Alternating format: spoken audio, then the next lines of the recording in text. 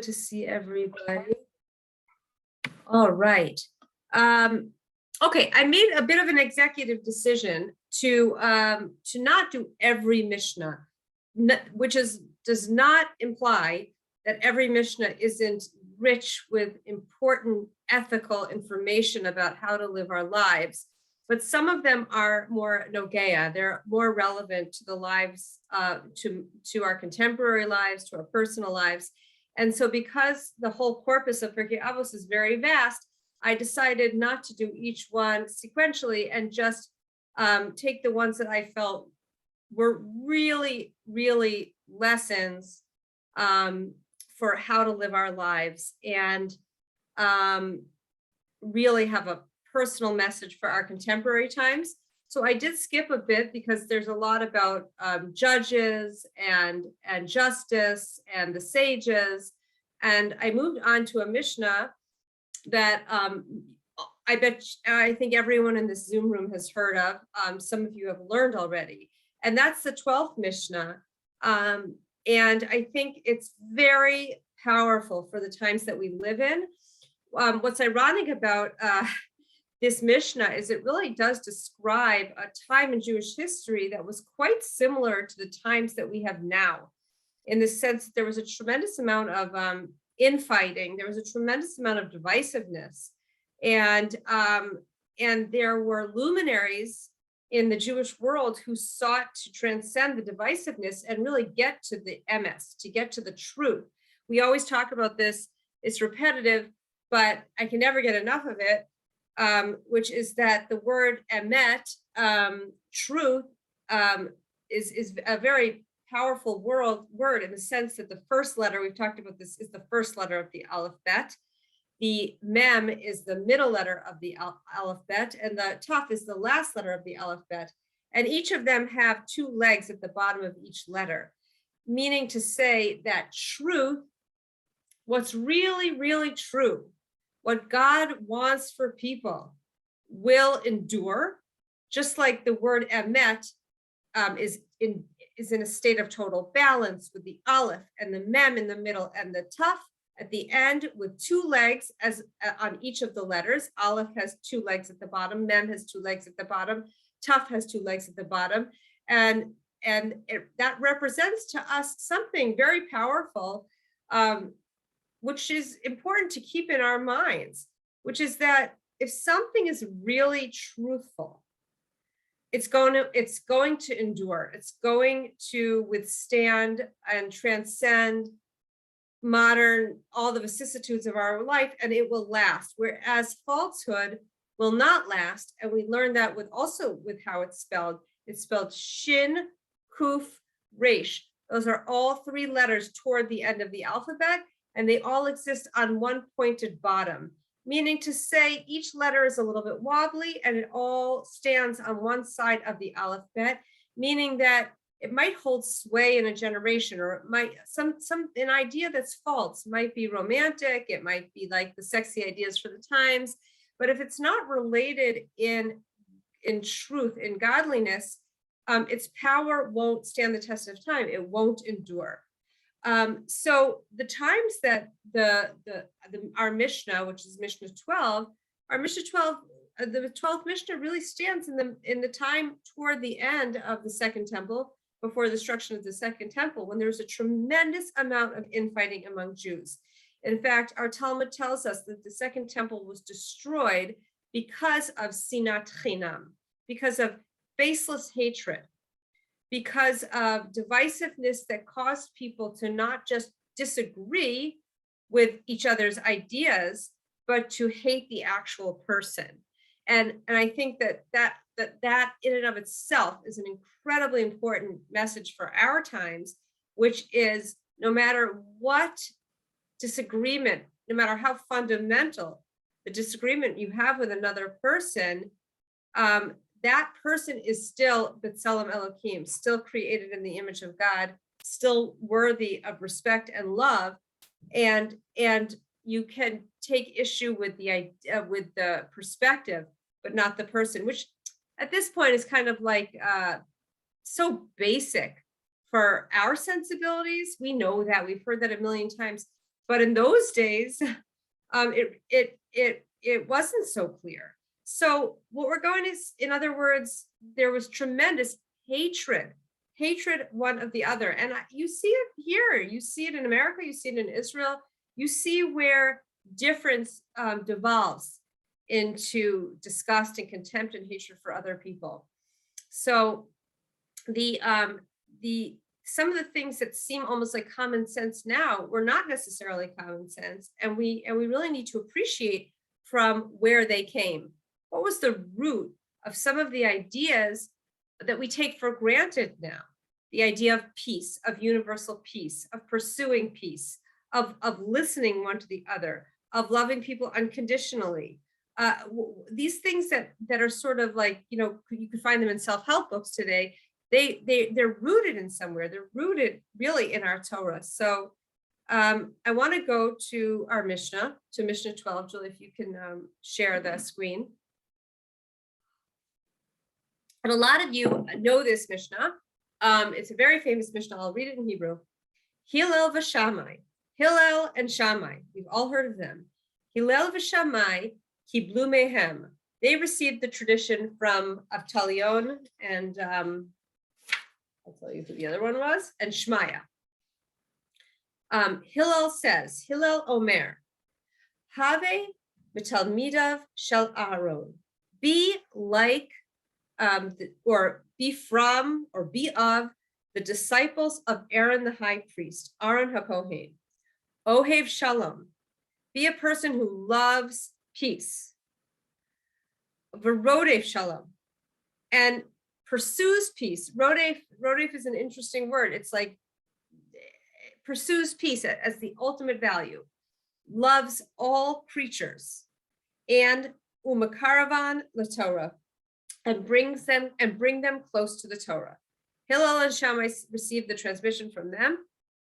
Hillel said, be of the students of Aaron, loving peace and pursuing peace, loving people and bringing them closer to Torah. So you actually have three characters, if you will, in this Mishnah. Oh, I hope my internet doesn't go. Can you guys hear me? Just give me a thumbs up if you can hear me. All good? Can someone give me a thumbs up if you can hear me? Uh-oh. Can you guys hear me? Yeah? I hope so. Yes. You can? Okay, Yes, good. we can hear you. Okay, I said my internet was stable. We have three people in this Mishnah. We have Hillel and Shammai and Aharon. Of course, Hillel and Shammai lived roughly 2,000 years ago. And Aaron lived roughly 3,300 years ago. So Aaron preceded Hillel and Shammai by roughly 1,300 years. But Hillel and Shammai here, who are the preeminent pair, this is toward the end of the Second Temple, before the destruction of the Second Temple, they ask us to look at this one figure, this one person, and they're telling us, be like them. So we need to be like him. So we need to understand, well, who were Hillel and Shammai in the first place? What was the significance of these two people? And not just these two people, but the schools of thought that evolved from them. So there are two terms. There's Hillel and Shammai, and then there's Beit Hillel and Beit Shammai. That's the school of Hillel and the school of Shammai. So schools, really generations with a specific philosophical bent, were born from them. But Hillel specifically, not Shammai, Hillel is saying, be like Aaron, be like the students of Aaron, be a person who loves peace, pursues peace, loves people, and brings them closer to what's true and good. So who was he? Who is Hillel telling us about? We all know who Aaron was. Most of us know that Aaron was, of course, the older brother of Moshe. He was the leader in Mitzrayim of the Jewish people, or the Bnei Israel. They weren't the Jewish people at that point. They were the Israelites, and was second in command to Moses throughout the desert. And at which point, before they entered the land of Israel, Aaron died and Moses died. But probably most importantly was that after the dedication of the portable tabernacle, which was called the Mishkan, Aaron began to serve as the Kohen Gadol. He was the high priest. He was the preeminent religious figure, if you will. And when we say, is this person a Kohen, or the term Kohanim, we understand that everyone who is a Kohen descended from his line. So he was obviously an extremely influential person in the basic creation of the Jewish people. When the Jewish people went from a family of the Hebrew family of Abraham and Isaac and Jacob, and then they ultimately received the Torah, and they became officially and legally the Jewish people, Aaron was at the helm. But the what I'd like to point out is Hillel. So we first pull out Hillel. Hillel and Chamai received the transmission from the same people, but Hillel and Chamai had very, very different ways of getting to the truth. And the reason I'm saying it like that is because this is so important for our generation, or every generation. They both wanted the same thing. It would be like if a husband and wife have very significant differences, but they both want a beautiful, connected, respectful marriage. They both want a beautiful marriage. So if the desire for a beautiful marriage is at the top of the pyramid, and that's their preeminent value, that's the first on the hierarchy of values, it's the preeminent value, then they will work out their differences with a beautiful marriage in mind. But if they're working out their differences, but they don't have the preeminent value of their marriage in mind, then all sorts of hurtfulness and pain and criticism and condemnation come into play, because they don't have an ultimate goal. So the school of Hillel and Chamai received the transmission from Sinai, over 1,000 years later, from generation to generation, the ironclad transmission from two scholars. They are now they are the receivers of that transmission, but they perceive their preeminent value differently. They share the same preeminent value, but the lens through which they feel is the right way to get there is very different. So the preeminent value is serving God, is connecting to God, is living God's Torah.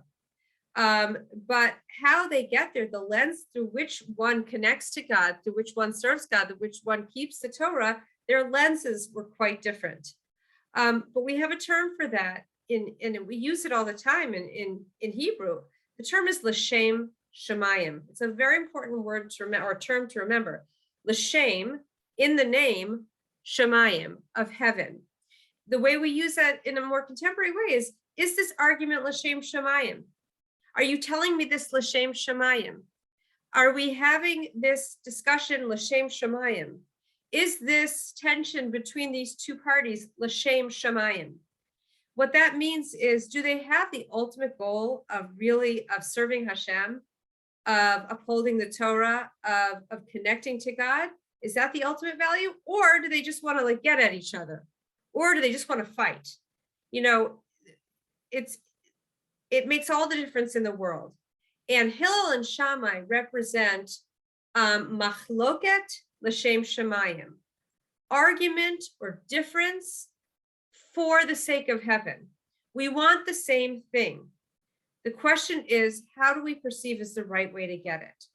So Hillel, we're going to talk about Hillel soon after we talk about Aaron, but Hillel is much more, in our world, much more accepted. We uphold the school of Hillel much more. And Hillel's role model, if you will, was Aaron. So Aaron, I think what's important to talk about there's so much to talk about with him, but is this quality of Ohev Shalom for Rodev Shalom. And I want to make sure I say it exactly right. Ohev et habriut, to love people. It doesn't say Ohev et anashim. to love people. It says here, Ohev et habriut, love people because they're created. In other words, everybody who exists in this world exists for a purposeful reason. They are created and therefore deserving of utmost respect and love. And through loving them, through having peace within ourselves and therefore peace with other people, we will bring people closer to truth and true values. And so there are many, many stories in our tradition of Aaron. Here's a few of them, paraphrased. If Aaron knew of an Israelite who did not fully observe the Shabbat, Aaron would befriend him and visit him frequently.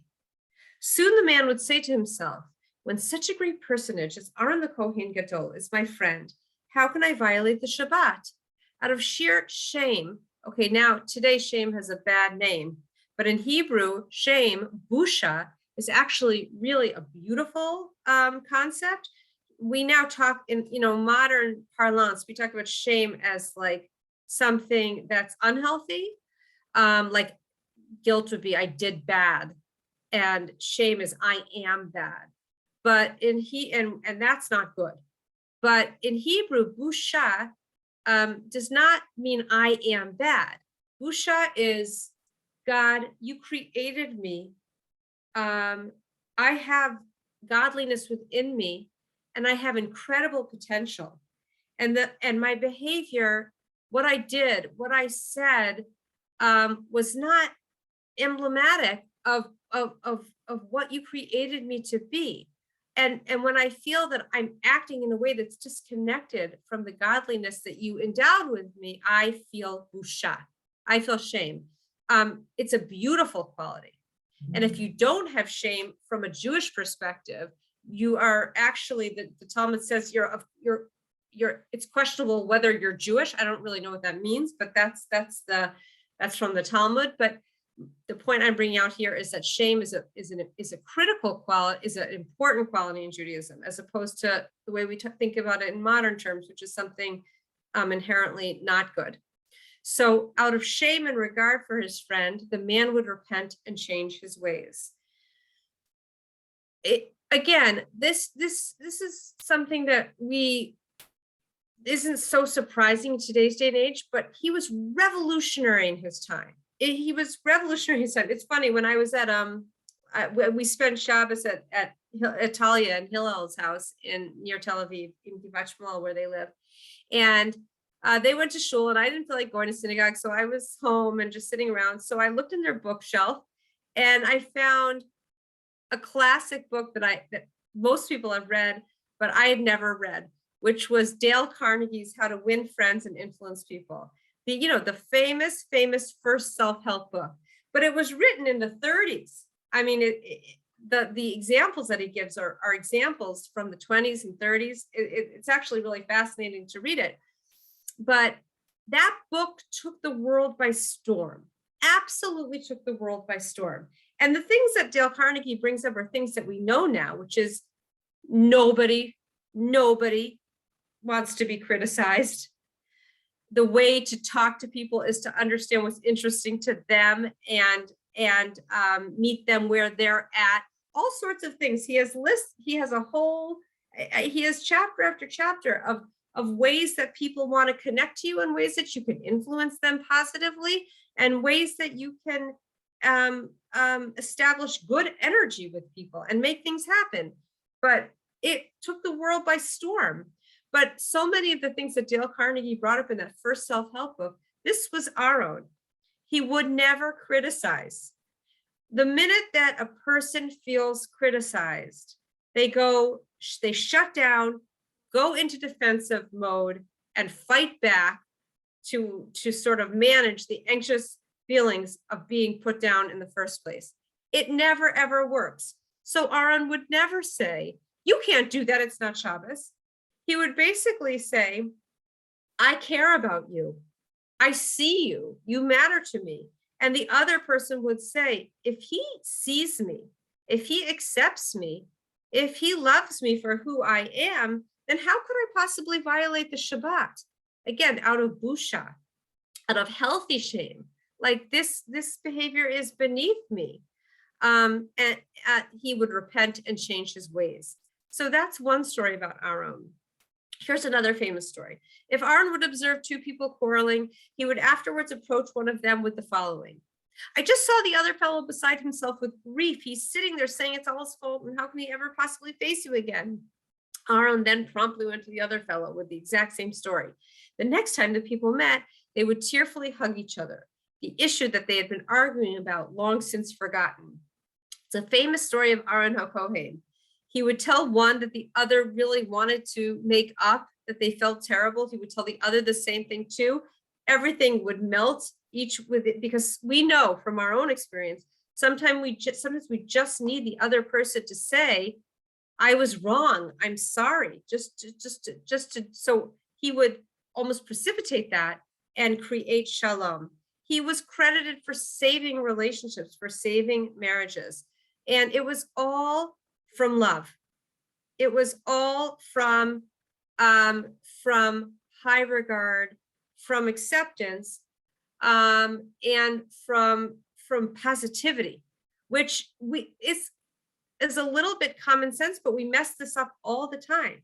Think about how often we have deep conversations about what we're not happy about and what's bothering us and this or that or the other thing. But ultimately, people respond to being noticed, loved, seen, heard, accepted. And from that place, he created positive change within the Israelite community.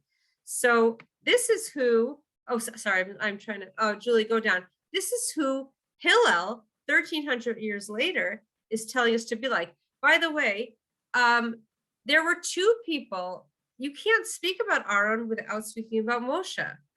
So there was Aaron, there was Moshe.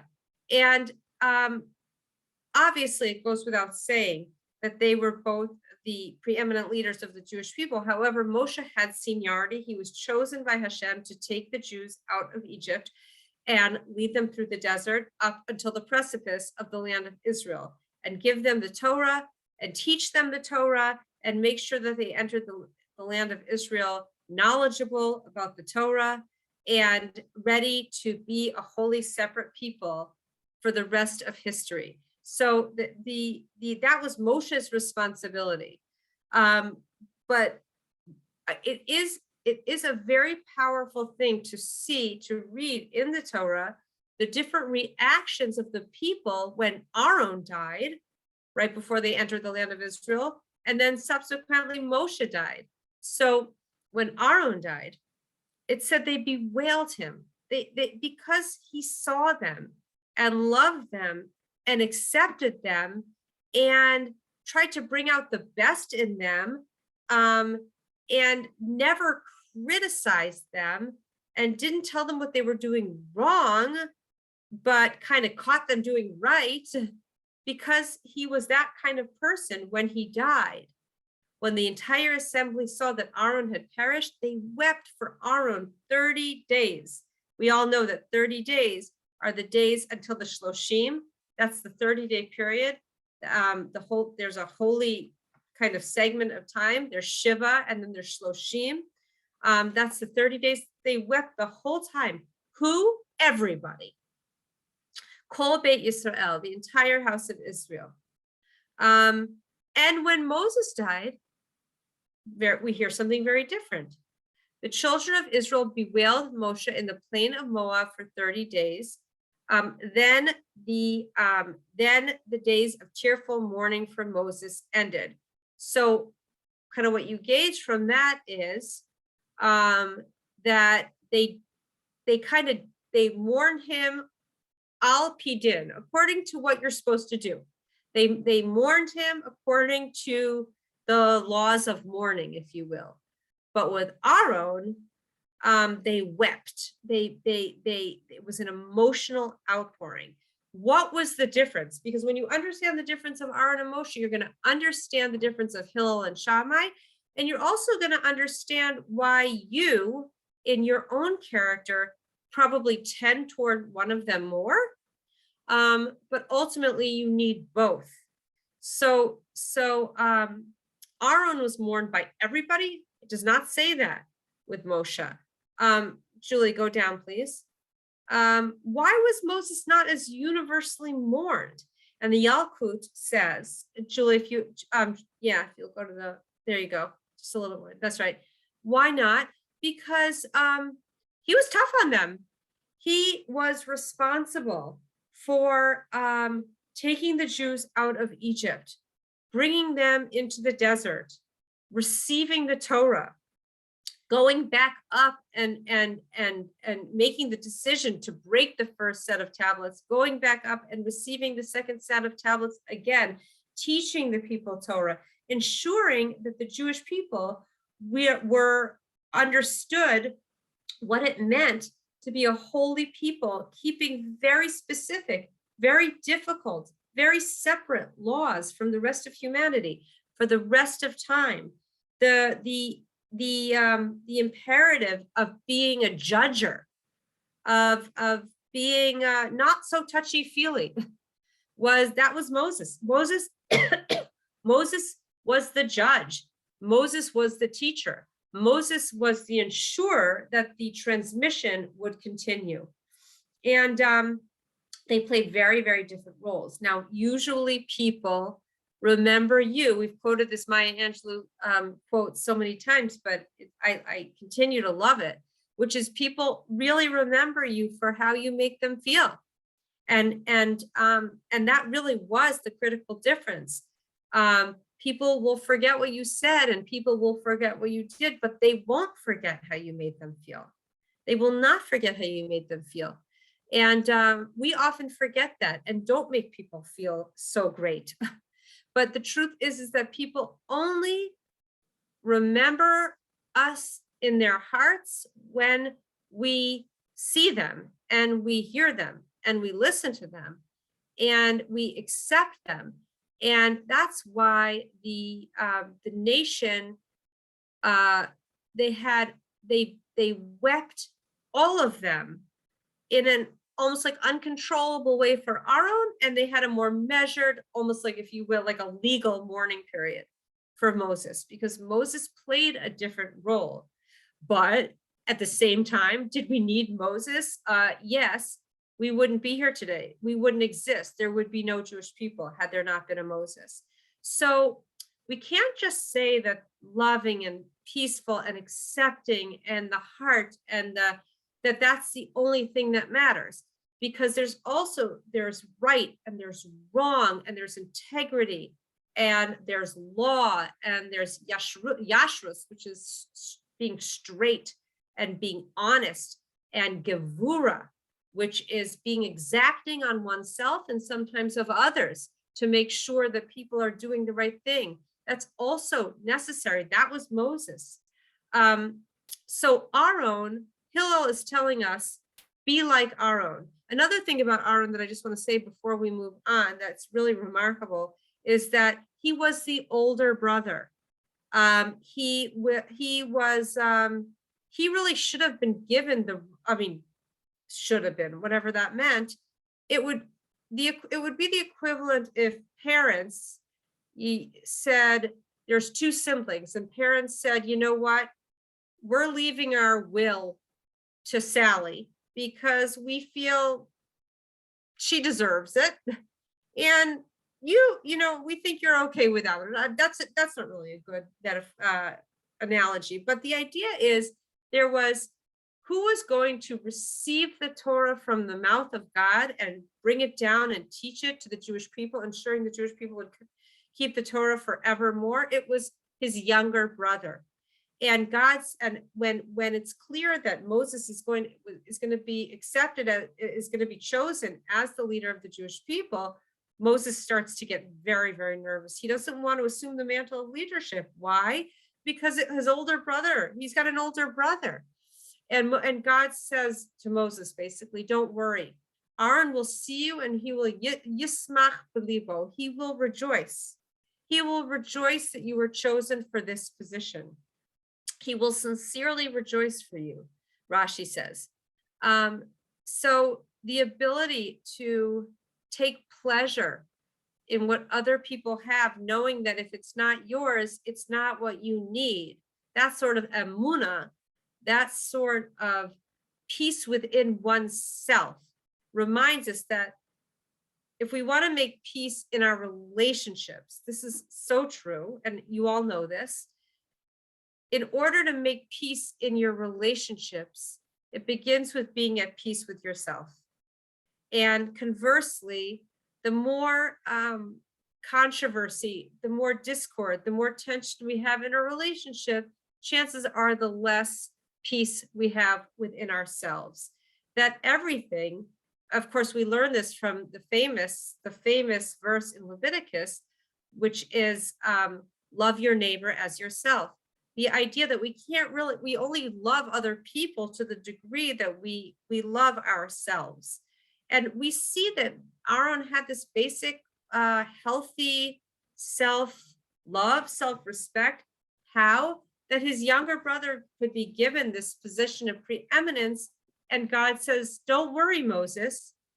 Aaron will rejoice in his heart. He won't just grit his teeth and do lip service and say, it's fine, it's really fine, with a cracked voice.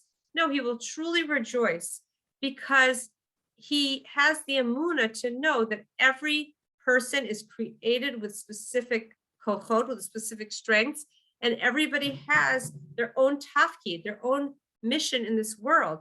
Mine is not yours. For me to look at you and say, and be jealous of what you have would be like insisting on wearing your eyeglass prescription, but it's not made for me. So Aaron knew that. He had that peace within himself. Of course, I'm going a little quickly here, but of course, love, peace, appeasement, empathy, caring for others, it has a dark side because every quality is like a coin. It has a pro and a con, a dark and a light, a shadow and I don't know what the opposite word would be. There's the shadow side to every midah, to every quality. And we learn the dark side of love, the dark side of kindness, the dark side of compassion for others was the story of the golden calf, when Aaron's niceness got him in a heck of a lot of trouble. And the Talmud tells us that because of the golden calf, we're still suffering today. So Aaron was actually, I mean, it's a whole story that we don't have time to discuss, but the golden calf happened on his dime and he couldn't control the people. Whereas Moses, when he returned, when he came down the mountain and he smashed the tablets, he showed no such softness and indecisiveness. He took Israel head on, he ground their idol to dust, he threw it into the well, he forced the perpetrators to drink it. Okay, that's an incredible story of two. Again, both of them wanted to do the Ratzon Hashem, the will of God, but the lens through which they saw how to get there was very different. One was external, through loving people, through being people focused, through compromise, through saying it doesn't have to be perfect. Perfect is the enemy of good enough. I see holiness in everybody. I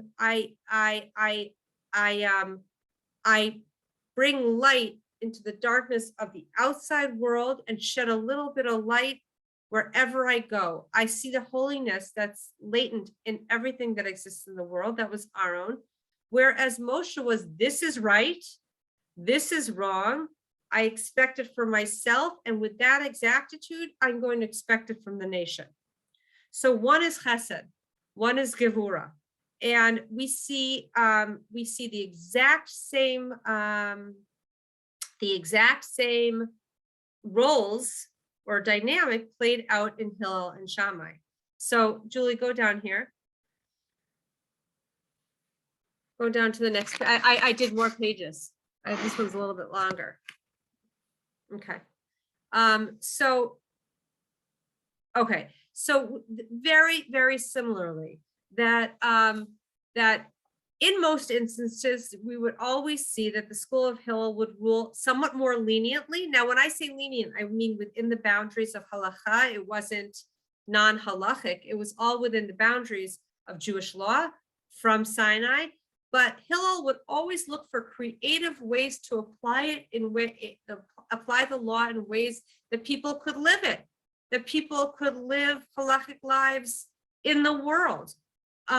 So he was always looking at how real people could really apply Jewish lives in our world. So what did that mean? That meant that his light was diffused all around. That meant that he saw the holiness in potential, the holy potential in all things. That meant that a person could be very far from Torah, but he would be totally committed to them and love them and see the potential in them. Whereas Shammai's approach was, this is right, this is wrong. If I diffuse it, if I accept diminutions of this, if I accept like compromises on this, then the real truth of the matter will not be transmitted from generation to generation. He was like a gatekeeper for truth. So you almost have, and there was an article in Chabad.org, and I love the name, Love and Truth, When Love and Truth Converge. I think that was the name of, Love and Truth Converge. That was the name of the article. That Shammai represented undiluted truth. I expect truth from myself, and I will expect it from other people. He was more elitist, but not in a snobby way. He felt that the Torah should be kept and maintained through an elite group of sages who would transmit it purely with exactitude, without compromise, without diminution, whereas Hillel was a man of the people. He wanted to share it with everybody and draw everybody close through love and acceptance of less than perfect behavior. So the truth is, today, until the Messianic era, we actually keep the school of Hillel. As it says in the Talmud, a heavenly voice declared, the words of both schools are the words of the living God, but the law follows the rulings of the school of Hillel. Why does the law follow the ruling of Hillel? The disciples of Hillel were gentle and modest and studied both their own opinions and the opinions of the other school, and humbly mentioned the words of the other school before their own. By the way, we also know this in modern psychology. We know this in modern parenting classes. If anyone took parenting classes, we know this if anyone took marital classes. If anyone goes to marital therapy, they'll learn a technique, but really it's just good communication, where when somebody says something, somebody says, I think this and this. And if you answer, well, I think this and this, then they're not going to change their mind. Have you ever changed anybody's mind in religion or politics or anything? I think this. Well, I think this. But if a person says, I think this, and the other person says, let me understand what you're saying. This is what I think you're saying. I think you're saying this and this and this. Is that right? And the other person, if it is right, will say, yes, you actually heard me. And if the other person asks another question, and did you also mean this, or does this also mean this? Yes, that's exactly what I meant. Then when the other person shares their experience, the person number one feels understood. And even though we know this from all basic communication, this was something that Hillel brought into the dynamic with another person, which is he never brought his opinion until he truly understood the opinion of Chamai. So, okay, I want to open it up for us. I want to open it up. So I'm gonna, okay, so it is important to remember that there's a Beit Hillel, there's a Beit Chamai, meaning that that after the death of Hillel and Chamai, their schools lived on. And one was focused on what is the truth, get to the truth. Don't diminish the truth. Keep the purity of the truth transmitted from generation to generation. And the other was bring truth to as many imperfect people as possible. Are you going to diminish the purity of it? Possibly. But when you bring out the potential purity in so many of Jewish people, that's more important, or all of humanity. So so once they died, there was a lot of tension and ultimately tremendous hatred between these two Torahs. But the initial, or between these two perspectives, but the initial machloket, the initial tension, the initial differences between them were l'shem shamayim. And I think that that's really the most important thing that we understand is first of all, you need, Hillel is who we go by, the school of Hillel. It says in the Messianic era, when all people will know of the oneness of God, and we will be less, we'll be more oriented toward the truth of Torah, we'll hold by the more exacting school of Hillel. But for now, it's like we yearn for having that purity of perspective, but now we live in a time where warmth and connection and listening and caring and not criticizing and being the light and stomping out darkness by bringing in light. That's the times that we live in. And that's really where we are now. But we also, it's just important to also understand, and then I want to open up to the group, that some people are more Hillel-ish, and they love people, and they're connectors, and they're emotionally intelligent, and they're empaths, and they see, and other people are more Chamai-ish, and they're more motivated toward what's right and wrong. Those are more black and white thinkers. Sometimes people that are more either or thinkers. It's right or wrong. They don't live in the shades of gray. They live in right and wrong. And I think it's important for people who are more Hillel-ish to recognize, or more Aaron-ish, to recognize that you also need Moshe. You also need Shammai. That there's almost like a healthy judgment, a healthy sense of right and wrong, what's good, what's not good. And Julie, just go to the bottom, and then I want to open it up to the group. I think there's a little bit more. Okay, that's it. Yeah. All right. So I'm going to skip that. But okay, so that's so I'm going to skip the bottom, but the important thing to understand is that whether you're driven by peace and connection, or right and wrong, or a little bit of both, the most important thing is that I think the most important thing that we learn from Moshe and Aaron and from Hillel and Shammai is this concept of l'shem shamayim. That you should always, before you have a difficult conversation, before you put down a group, before you're judgmental against a group, before you kind of satirize a group, before you have it really form any opinion,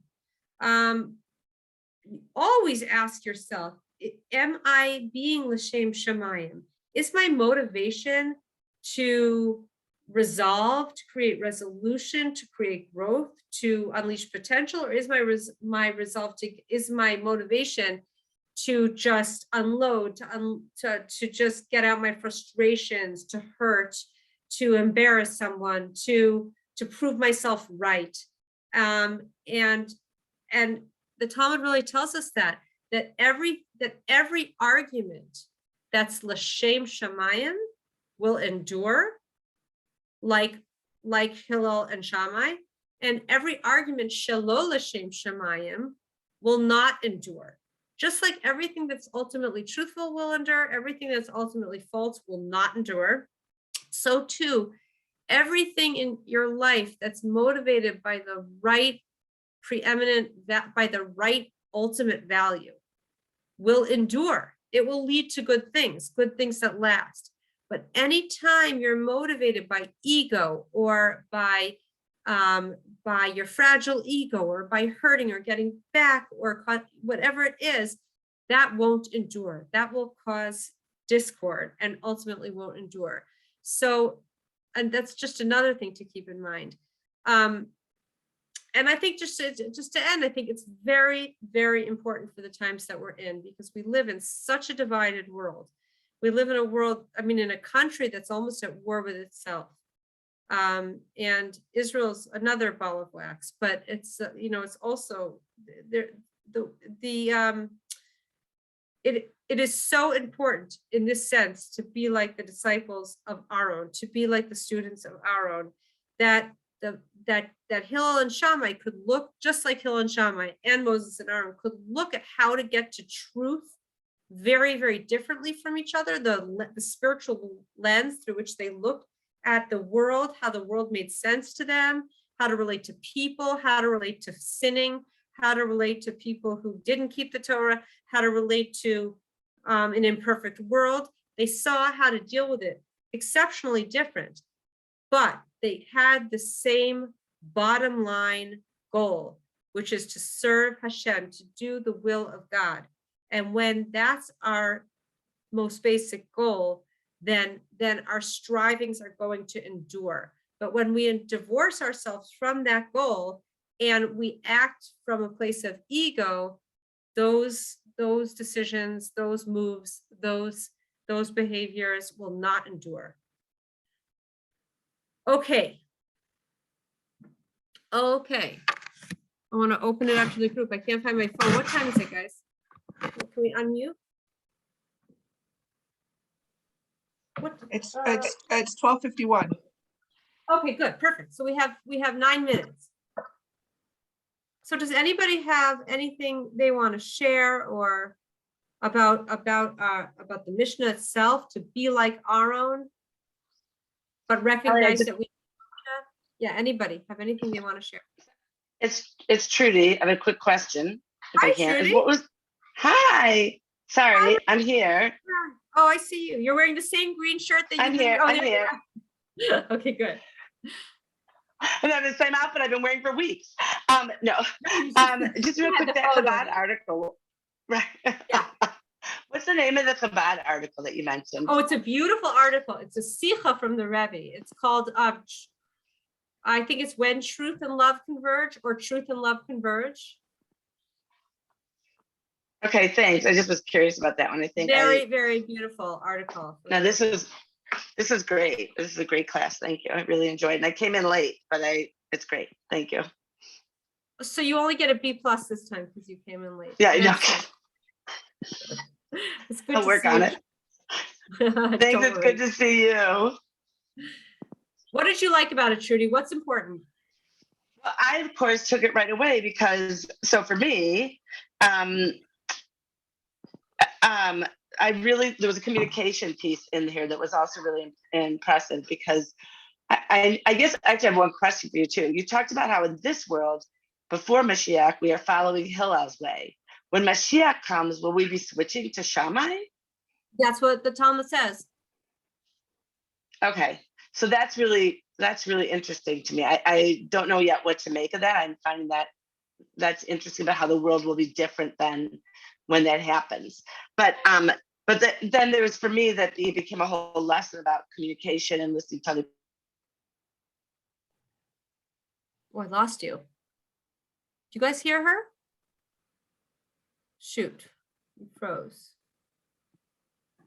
People will listen and hear the other side. Trudy, I missed everything you said. Oh, say sorry. It again. Okay, I'm sorry.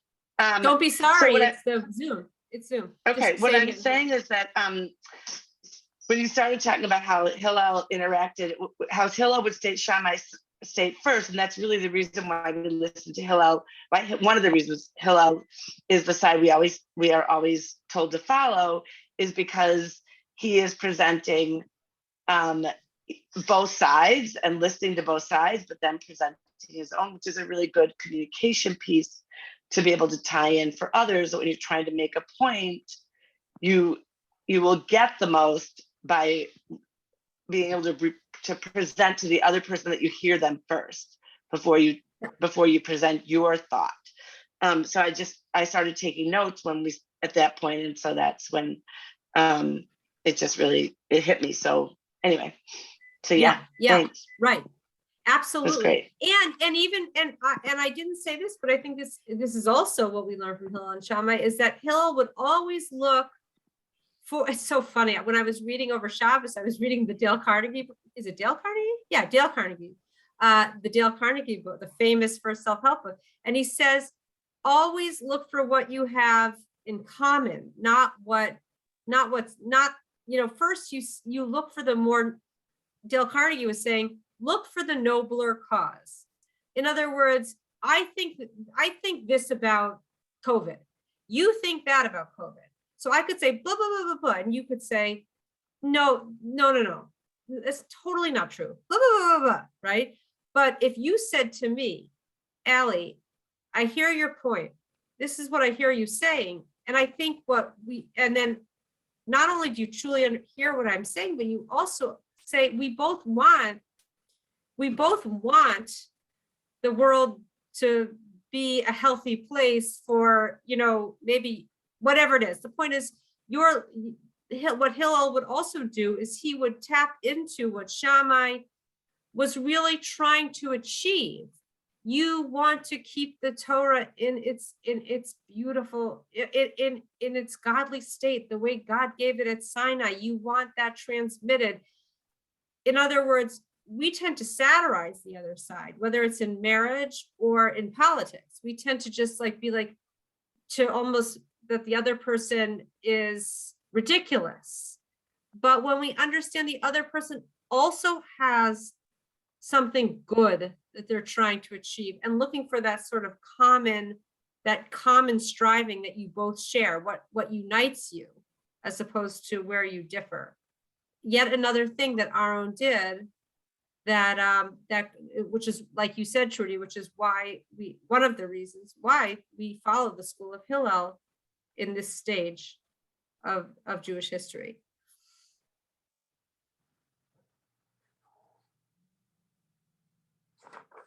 Who else has a comment? Anybody?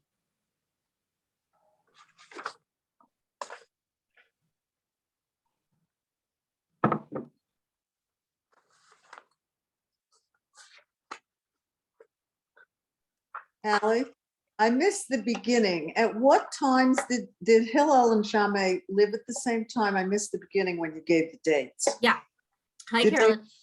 Yeah. Hi. So Hillel and Shammai lived at I said in the beginning, and it's so important to understand that it was very similar to the way it is now. This was toward the end of the Second Temple, before the destruction of the Second Temple. So we know that the Second Temple was destroyed because the Jewish people were factionalized. They were deeply divided. It was like, way worse than what we're seeing in our society. It was a ton of Lashon Hara. It was a lot of satirizing of the other side. They were deeply, deeply divided. And ultimately the temple was destroyed.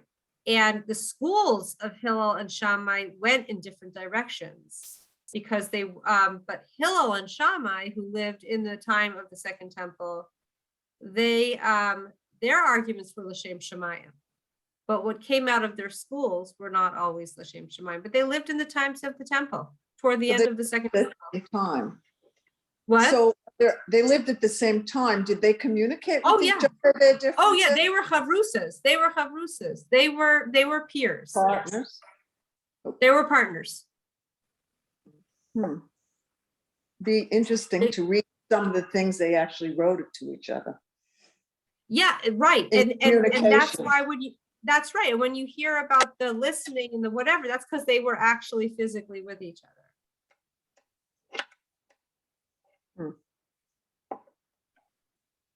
It's my understanding that after Mashiach comes, that the world will be much clearer and truth will be much more apparent. That's right. There will be much less gray area. And so that makes sense, because Shammai is very right and wrong, and Hillel, That's right. he has more innuendos. So maybe that's why Shammai will prevail. That's right. I think that's exactly what the Talmud, that's exactly what we learn in Judaism, that people will want to know that they'll want knowledge of God.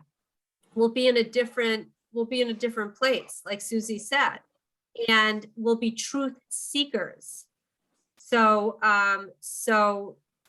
we'll want the school of Shammai. In fact, I think, Trudy, if you read, I don't know if she left, oh, maybe she left, but if you read that article on Chabad.org, you'll see that the Rebbe says that we live in the times of Hillel, but we should always yearn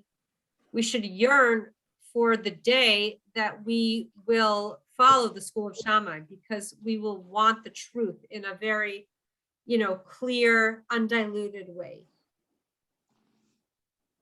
Bye, Adrian.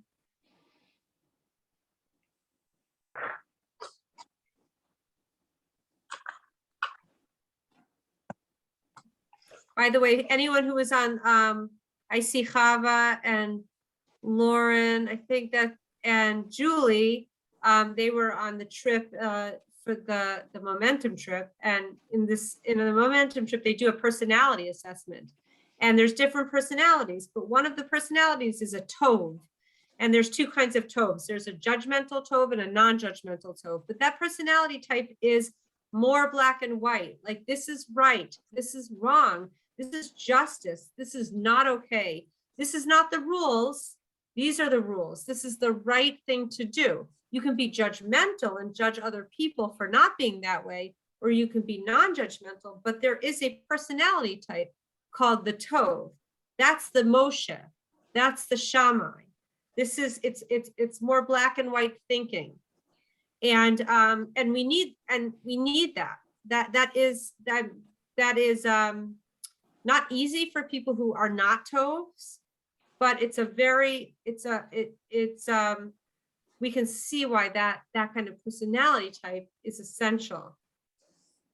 That's sort of more black and white thinking of what's right and what's wrong. What's the rule, what's not the rule.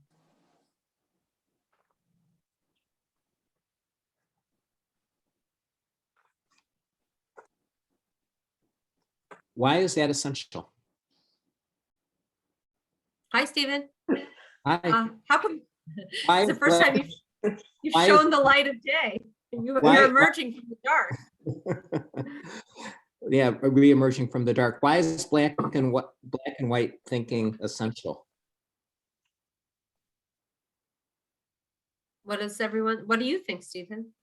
I'm not, why is there room and why is there something essential? Whatever, why do you think? Why, or you don't think, why don't you think? Well, I mean, I think that just like anything else, there's a spectrum, black at one end, white in the middle, and I think probably most of us live someplace in gray. Absolutely.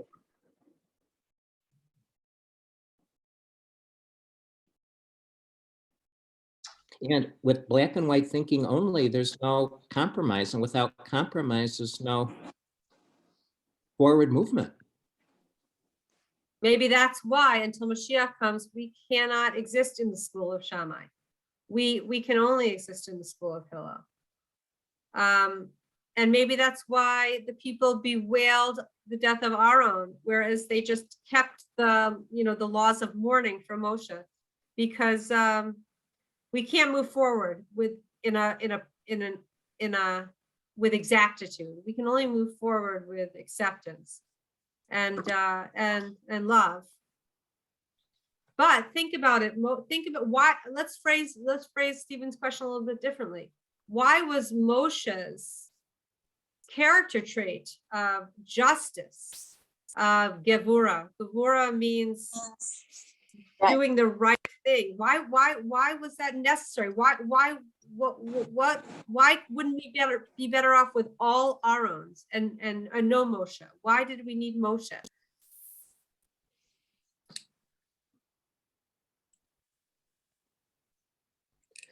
Well, that I wasn't questioning. What I was questioning was when you said black and white thinking is essential. That's what I was questioning.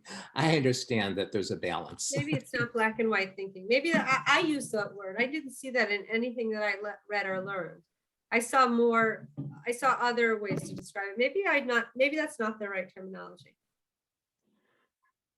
But doesn't it depend on what the issue is? I mean, there are some things that are black and white, the 10 Commandments and, just Right.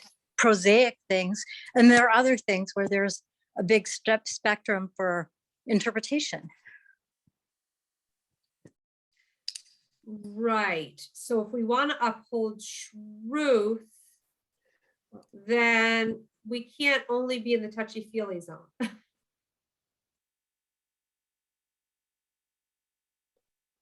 Well, I mean, we've really talked a lot about this in the past. I mean, you're talking about the fact that there are fundamental truths, and we can't build our society on anything other than fundamental truths if we expect to have something that's permanent and lasting. Yeah. Allie, I also think that to start off with stronger limitation, a real clear, definitive right and wrong, if you will, yes and no, and all that.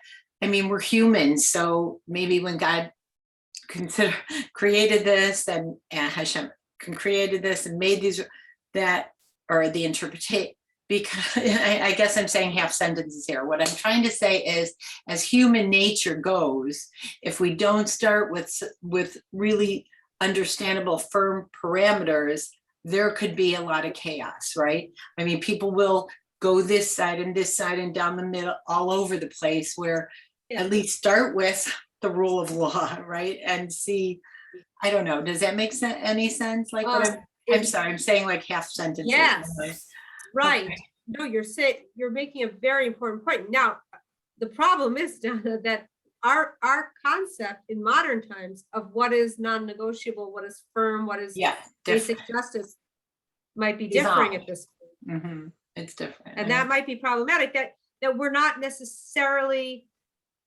defending the same absolute I think you're absolutely right, Don. I mean, everyone has opinions on this too, not just me. I don't know if people have the same concept of what valuables are inalienable and what values are absolute. That's at true. this point. That's true. Or how they manifest themselves in today's world. And that gives you also a lot of appreciation for maintaining the integrity of our Torah. That when it gets diluted and almost like brought down to the people to the point where it diverges from its original intent, then we're losing our concept of what is absolutely right and wrong. I mean, it gives you a little bit more of an understanding of maybe cultures that seem a little bit alien in our world today, but the idea that of conserving, of preserving what is, and not letting like the waves of different ideas pull us away from absolute values.